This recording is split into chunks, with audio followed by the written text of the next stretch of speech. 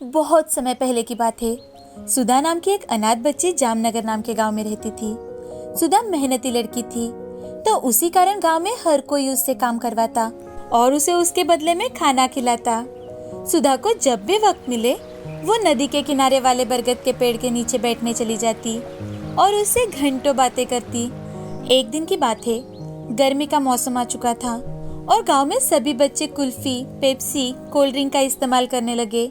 एक दिन गांव में सरपंच की बेटी मोना का जन्मदिन था, तो मोना ने गांव में सभी अमीरों के बच्चों को कुल्फी की पार्टी दी।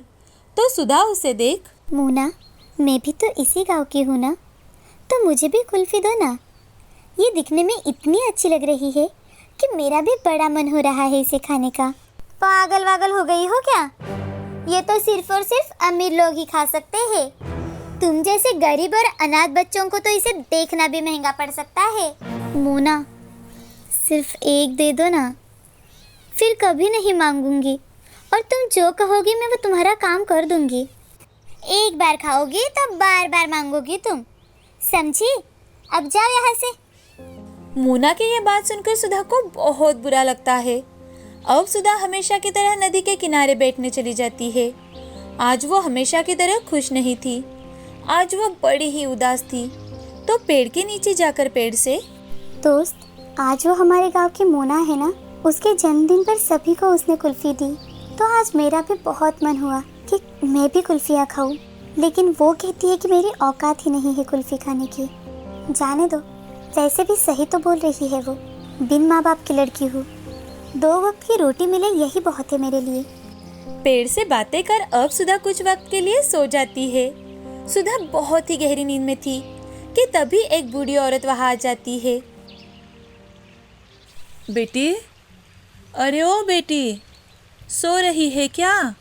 सुधा हड़बड़ाकर, जी जी, कौन? बिटिया, मुझे सब कमला दादी के नाम से बुलाते हैं। आप इस गांव में नई है क्या? मैंने तो आपको इस गांव में पहले कभी नहीं देखा। अरे बिटिया, तुम बिल्कुल सही कह रही हो। साल में सिर्फ एक बार ही इस पेड़ की पूजा करने के लिए मैं यहाँ आती हूँ, लेकिन पिछले 2 सालों से मैं यहाँ आ ही नहीं पाई। अब तो इस पेड़ ने ही मुझे यहाँ बुलवाया है, ऐसा ही समझो कुछ। सुधा को बूढ़ी दादी की एक भी बात समझ में नहीं आती कि तभी बूढ़ी औरत पेड़ की पूजा करने लगती है। पूजा करते करते बूढ़ी और सुधा कई सारी बातें करते हैं। अब बूढ़ी सुधा से, अरे बिटिया, तुम तो कब से यहाँ पर खड़ी हो? अब तुम्हें तुम्हारे घर चले जाना चाहिए। तुम्हारे माँ पिताजी तुम्हारी राह देख रहे होंगे। नहीं दादी, मेरा तो इस दुनिया में कोई नहीं है। ये पेड़ ही मेरा घर और यही मेरे माता पिता है। बेटी, क्यों ना तुम मेरे साथ मेरे घर चलो? मेरा भी इस दुनिया में कोई नहीं है, मैं भी अकेली ही रहती हूँ। ठीक है दादी, मैं चलूंगी आपके साथ, लेकिन आप रहती कहाँ है? इस नदी को पार करते ही मेरा घर है बेटी। वो देखो, वो नजर आ रहा है। अब सुधा और बूढ़ी एक नाव में बैठ जाती है।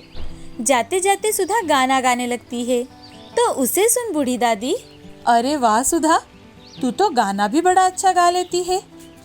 अरे सुधा, जरा वहाँ देख तो, वहाँ क्या दिखाई दे रहा है? तभी सुधा यहाँ वहाँ देखने लगती है, तो उसे एक पेड़ दिखाई देता है जिस पर कई सारी कुल्फियाँ लटक रही थी। उसे देख सुधा, बूढ़ी दादी, देखो तो, देखो उस पर जैसे कुल्फियाँ लटक रही हो। हाँ, ये वही है जो मैंने मोना के हाथ में कुल्फी का कागज देखा था। इस पेड़ पर तो कई सारी कुल्फियाँ लगी हुई है दादी, मुझे तो विश्वास ही नहीं हो रहा। अच्छा, तो चलो हम भी वही चलते हैं। अब सुधा और दादी जल्दी जल्दी उस पेड़ की तरफ अपनी नाव ले जाते हैं और वहाँ पहुँचते ही सुधा, दादी, कितनी सारी कुल्फियाँ हैं यहाँ। अब मैं इन्हें गांव में ले जाकर सबको दिखाऊंगी और फिर खाऊंगी, किसी को नहीं दूंगी। नहीं बिटिया, ये बात सही नहीं है। मुझे तो यह जादुई पेड़ नजर आ रहा है। तुम सिर्फ एक ही कुल्फी लेना, ताकि उसे खाकर तुम अपने मन को शांत कर सको, नहीं तो हमें अपनी जान भी गंवानी पड़ सकती है। मैं कुछ वक्त के लिए आराम कर लेती हूँ, तब तक तुम एक कुल्फी निकाल कर उसे खा लेना, ताकि हम अपना आगे का सफर पूरा कर सके। सुधा बूढ़ी दादी के सोते ही, ये बूढ़ी दादी भी ना, अगर मैं इन कुल्फियों में से कुछ निकाल लूंगी तो क्या फ़र्क पड़ेगा इस पेड़ को? कितना बड़ा है ये पेड़ और कितनी सारी कुल्फियाँ लटक रही है इस पर। अब सुधा खुश होकर कई सारी कुल्फियाँ निकाल कर अपनी नाव में डालने लगती है कि तभी दादी की आँख खुल जाती है और सुधा को और ज़्यादा कुल्फियाँ तोड़ते देख। सुधा, मैंने कहा था ना कि एक ही कुल्फी लेना, लेकिन तुमने ये क्या कर दिया? कुछ नहीं होगा दादी हमें। हाँ, बड़ी आई कुछ ना होगा वाली। चलो देखते हैं। अब दादी और सुधा नाव की ओर चले जाते हैं तो सुधा देखती है कि सारी की सारी कुल्फियाँ पिघल चुकी है। उसमें से सिर्फ एक ही कुल्फी अच्छी थी। तो उसे देख सुधा, दादी देखो ना, मैंने आपकी बात नहीं मानी और अब सुधा कुल्फी खाने लगती है कि तभी कुल्फी से कई सारे पैसे बरसने लगे। ये देख सुधा, दादी देखो तो कितने सारे रुपए बरस रहे हैं इस कुल्फी से। अब बूढ़ी औरत सुधा से, सुधा, अब तुम इतने सारे रुपए का क्या करोगी?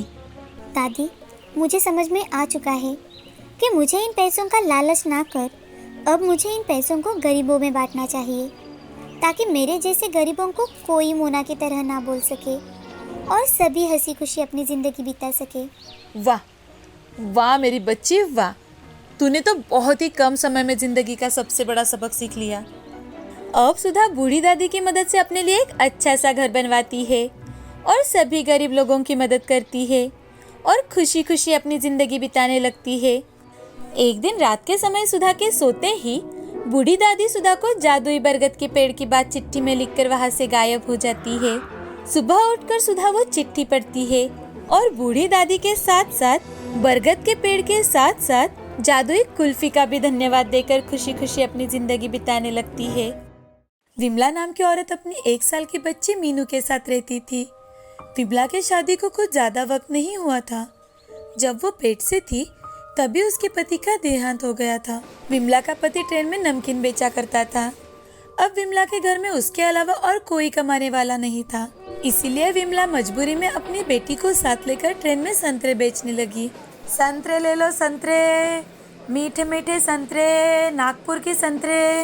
विमला ट्रेन में आवाज लगाती जा रही थी। ट्रेन में बहुत ज्यादा भीड़ थी, लेकिन विमला अपनी बच्ची का ध्यान रखते हुए आवाज लगाते लगाते जा रही थी।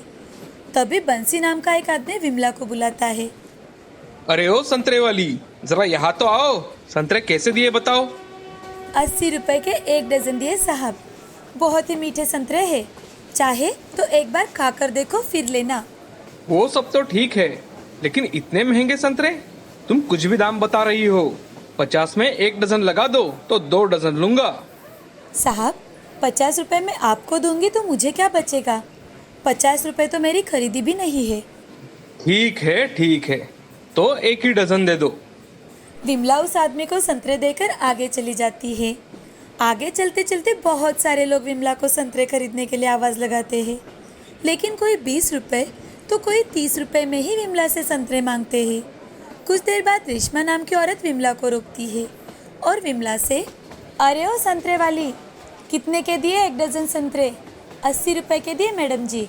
क्या 80 रुपए? इतने महंगे? इतना दाम तो कहीं नहीं सुना मैंने। अगर इतने महंगे तुम संतरे बेचोगी तो ट्रेन का वक्त खत्म होने तक भी तुम्हारे संतरे कोई नहीं खरीदेगा, सब खराब हो जाएंगे। ऐसा मत बोलो मैडम, हम मेहनत करके दिन भर ट्रेन में चलते हैं, हमें भी तो कुछ मुनाफा मिलना चाहिए ना मैडम। अरे यहाँ कोई ऐसे ही नहीं बैठा, हम भी काम करते हैं तभी पैसा मिलता है। 40 रुपए में देना है तो दो। मैडम इस रेट में तो मेरा बहुत नुकसान हो जाएगा, मैं नहीं दे सकती। विमला की बातें सुनकर रेशमा को बहुत गुस्सा आता है। वो गुस्से में विमला से, अरे देखो तो कितने घमंड में बात कर रही है। भलाई का तो कोई जमाना ही नहीं रहा। इतना घमंड हो तो व्यापार ही नहीं करना चाहिए। बड़े बड़े व्यापारी भी डिस्काउंट देते हैं, डिस्काउंट। तुम तो एक मामूली ट्रेन में संतरे बेचने वाली हो, फिर भी इतना क्या घमंड है तुम्हें? विमला कुछ बोलती उसके पहले ही ये सब कुछ देख रही रेशमा की दोस्त रानी रेशमा से, रेशमा तुम ऐसे क्यों कह रही हो? ये कोई भीख थोड़ी ना मांग रही है, ये तो मेहनत कर रही है अपनी छोटी बच्ची को कंधे पर लेकर उसका पेट भरने के लिए। आप जहाँ बैठे हो वहाँ तक आकर संतरे बेच रही है बेचारी, और तुम कह रही हो कि इतना दाम कहीं नहीं है। हम मॉल में पैकिंग के संतरे लेते हैं तो उसमें 2-3 संतरे तो खराब ही निकल जाते हैं, वो तो डबल दाम देकर खरीदते हैं ना। देखो उसके पास के सभी संतरे कितने फ्रेश है। हम जब मॉल से खरीदते हैं तो 20 रुपए का फल 40 रुपए में खरीदते हैं। पैकिंग का है तो महंगा और ताज़ा बेचो तो खराब होता है क्या। बहन जी, आप मुझे 1 डजन संतरे दे दीजिए। विमला रानी को संतरे देते हुए बहुत सही से बात किया मैडम जी आपने। भगवान आपका हमेशा भला करे। विमला संतरे बेचते बेचते वहाँ से आगे चली जा रही थी। आगे एक लड़का सूट बूट पहनकर बैठा था।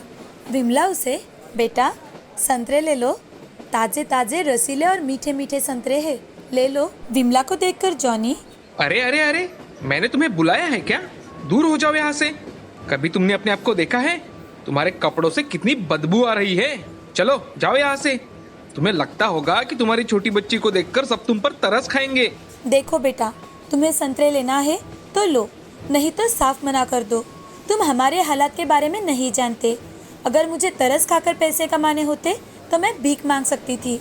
मैं मेहनत करके अपना गुजारा कर रही हूँ, किसी का तरस नहीं ले रही। जरा सोच समझ कर बोला करो। What nonsense! अब क्या मैं तुमसे सीखूं? ये सब मेरी माँ की वजह से हो रहा है। जॉनी गुस्से से उठकर आगे उसके माँ के पास जाता है और अपनी माँ शीला से, देखो माँ, ये सब आपकी वजह से ही हो रहा है। मैंने आपको कितना समझाया था कि मैं इस घटिया ट्रेन में नहीं आऊंगा, लेकिन आप मानती ही नहीं। जबरदस्ती मुझे इस ट्रेन में बिठा दिया। अब देखो क्या हो रहा है मेरे साथ। संतरे बेचने वाली भी मुझे उपदेश दे रही है। मैं इस ट्रेन में नहीं आ सकता। मैं अगले स्टेशन पर ही उतर जाऊंगा। आप अभी मैनेजर को फोन करो और अगले स्टेशन पर कार भेजने को कहो। जॉनी बेटा, क्या हुआ? तुम्हें किस चीज़ का इतना गुस्सा आ रहा है? बात क्या है बेटा? तभी जॉनी ने विमला से हुई सारी बातें अपनी माँ को बताई। जॉनी, क्या तुम जानते हो मैं तुम्हें आज ज़बरदस्ती ट्रेन में क्यों लेकर जा रही हूँ? क्या मुझे इतनी भीड़ में जाने का शौक है? नहीं बेटा, मैं तुम्हें ज़िंदगी की सच्चाई को दिखाना चाहती हूँ कि बस तुम ये जान लो कि लोग किस हालत में और कैसे अपना गुजारा करते हैं। बचपन से लेकर आज तक तुमने हमें जो मांगा वो सब हमने तुम्हें दिया। तुम्हारी पढ़ाई में भी कोई कसर नहीं छोड़ी, लेकिन असल ज़िंदगी क्या होती है ये तुम कभी नहीं जान पाए। देखो इनकी तकलीफ़ क्या होती है। तुम्हें उस औरत से घिन आ रही थी क्योंकि वो गरीब है और पसीने से लथपथ है। अपने बच्चों को गोद में उठाकर वो बेचारी संतरे बेच रही है। लेकिन एक वक्त था जब मैं भी तुम्हें गोद में बिठाकर फल बेचती थी। ये बात तुम नहीं जानते। जॉनी अपनी माँ की बातें सुनकर हैरान हो जाता है और अपनी माँ से, no no mom, I don't trust on you. अगर आप फल बेचते तो हमारे पास इतना पैसा कैसे? तुम जानते हो ना बेटा, तुम्हारे दादाजी बहुत पैसे वाले थे। उनके मर्जी के बिना मैंने और तुम्हारे पापा ने शादी की थी। तुम्हारे जन्म के बाद तुम्हारी दादी हमें उनके घर लेकर गई और कुछ ही दिनों में तुम्हारे पिताजी को विदेश में नौकरी लग गई। तो वो ये कहकर चले गए कि वहाँ सब कुछ ठीक हो जाने के बाद वो हमें यहाँ से लेकर जाएंगे। तुम्हारे पिताजी के विदेश जाने के बाद तुम्हारे दादी ने हमें धक्के देकर घर से बाहर निकाल दिया। अब लाचार होकर मैं आत्महत्या करने के इरादे से तुम्हें लेकर ट्रेन ट्रैक पर बैठ गई। दूर से ट्रेन आ रही थी कि तभी एक फल वाली गरीब औरत ने मुझे खींच कर बचाया। बाद में उसने मेरे बारे में सब कुछ जानकर मुझे मेहनत की राह दिखाई। उस दिन के बाद मैंने तुम्हें गोदी में उठाकर रेलवे स्टेशन, बस स्टॉप पर फल बेचना शुरू किया और अचानक से एक दिन तुम्हारे पिताजी विदेश से घर लौट आए और जब उन्हें ये बात पता चली कि हम दोनों को घर से निकाल दिया गया है, वो हमें ढूंढने लगे और एक दिन हम उन्हें स्टेशन पर मिल गए और फिर कुछ ही दिनों में तुम्हारे पिताजी हमें लेकर विदेश चले गए। भगवान की कृपा से आज हम बहुत सुखी है। माँ की सारी बातें सुनकर जॉनी की आंखों में आंसू भर आए। वो अपनी माँ से, आई एम सॉरी मॉम, मैं ये सारी बातें नहीं जानता था। मैंने इस औरत से बहुत बदतमीजी से बात की है। मैं अभी उनसे माफ़ी मांगता हूँ। चलो बेटा, मैं भी तुम्हारे साथ आती हूँ। वो दोनों संतरे वाले को ढूंढते ढूंढते उसके पास पहुँच जाते हैं और शीला उस औरत को देखकर हैरान रह जाती है। विमला, तुम कितने सालों बाद दिखाई दे रही हो। अरे मैंने तुम्हें कहाँ तलाश नहीं किया। भगवान की कृपा से अब हम विदेश से आकर एक बड़े शहर में सेटल हो गए हैं। और तुम्हारी माँ, वो कहाँ है? मौसी के कारण ही तो हम खुशी खुशी अपना जीवन जी रहे हैं। मौसी नहीं होती तो आज हम इस दुनिया में ही नहीं होते। आई एम सॉरी आंटी, मैंने आपके साथ बहुत बदतमीजी से बात की। मुझे ऐसा नहीं करना चाहिए था। मुझे माफ़ कर दो। कोई बात नहीं बेटा, शायद अगर तुम वैसे बातें नहीं करते तो आज मुझे मेरे बचपन की सहेली नहीं मिलती। शीला दीदी, लगता है तुमने माँ के बारे में इसे बहुत बड़ा चढ़ाकर बताया है।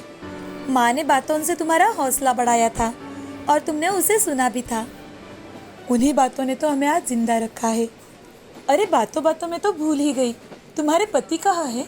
दीदी, पिछले साल ही उनका देहांत हो चुका है। विमला, तुम्हें कोई एतराज ना हो तो मैं तुम दोनों को अपने साथ मेरे घर लेकर जाना चाहती हूँ। अब से तुम्हारी बेटी की सारी जिम्मेदारियाँ हमारी है। मना मत करना प्लीज, चलो हमारे साथ, मेरे मन को भी शांति मिलेगी। विमला शीला के साथ जाने के लिए तैयार हो जाती है। शीला विमला को अपने घर ले गई और शीला ने विमला को एक बड़ी ऐसी फल की दुकान लगवा दी और वहीं बैठकर अब विमला फल बेचने लगी और सभी खुशी खुशी रहने लगे। इस कहानी से हमें ये सीख मिलती है कि हमें हमेशा दूसरों की मदद करनी चाहिए, उनकी परेशानियों को कम करने की कोशिश करनी चाहिए। हमें किसी की मजबूरी का फायदा नहीं उठाना चाहिए।